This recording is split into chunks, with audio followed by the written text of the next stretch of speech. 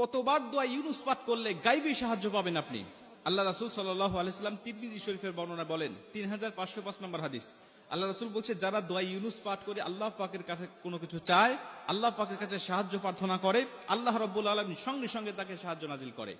অনেক মুহাদ্দিস, অনেক মুফাসসির এই আয়াতটাকে, এই দোয়াটাকে দোয়া ইউনুসও বলে থাকেন। এটা আল্লাহ রাব্বুল আলামিনের গাইবী সাহায্য পাওয়ার একটি অন্যতম একটি দোয়া।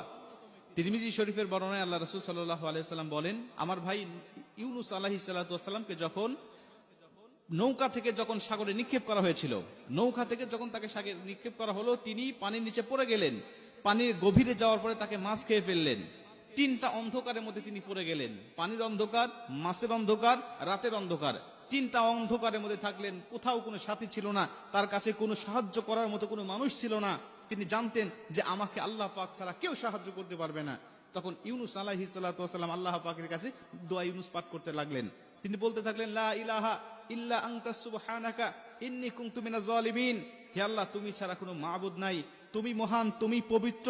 আল্লাহ, আমি জালিম হয়ে গিয়েছি, আমি নিজের উপরে জুলুম করেছি। আল্লাহ, তুমি ছাড়া সাহায্য করার মতো আমার কেউ নাই। আল্লাহ রাব্বুল আলামিন তাকে মাছের পেট থেকে আল্লাহ পাক তাকে হেফাজত করলেন। আল্লাহ পানির অন্ধকার থেকে তাকে আলোতে নিয়ে আসলেন। রাতের অন্ধকার থেকে আল্লাহ দিনের আলো দিলেন। তিনি মুক্তি হয়ে গেলেন। তিনি আল্লাহ পাকের শুকরিয়া আদায় করলেন।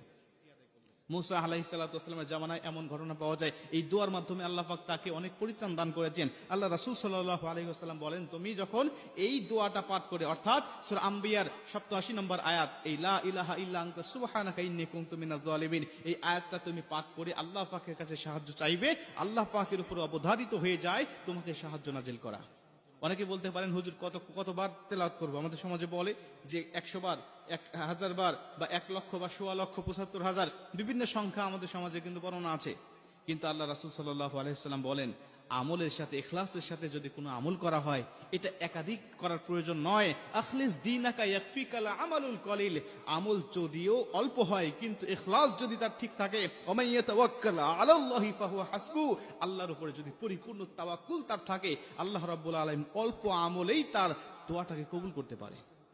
আপনি একবারও যদি আপনি ইখলাসের সাথে পাঠ করতে পারেন, একবার যদি আপনি ইখলাসের সাথে আদায় করতে পারেন যে আল্লাহ রাব্বুল আলামিন অবশ্যই আমাকে সাহায্য করবেন, এই আশা আপনার উপরে আছে, আল্লাহ পাকের উপরে আছে, এই বিশ্বাসটুকু যদি আপনার অন্তরে থাকে যে আল্লাহ, তুমি ছাড়া তো সাহায্যকারী কেউ নাই, তুমি তো কোরআনের মধ্যে ওয়াদা দিয়েছো, তুমি তো বলে দিয়েছো তাতানাজ্জালু আলাইহিমুল মালাইকা আল্লা তাখাফু ওয়া লা তাহজানু ওয়া আবশিরু বিল জান্নাহ, আল্লাহ তুমি ফেরেশতা দিয়ে আমাকে সাহায্য করার ওয়াদা তুমি দিয়েছো, আল্লাহ তুমি আমাকে সাহায্য করো, আল্লাহ এই বিপদ থেকে তুমি আমাকে রক্ষা করো, আমার দেওয়ালে পিঠ থেকে গেছে, কেউ আমাকে হেফাজত করার মতো না।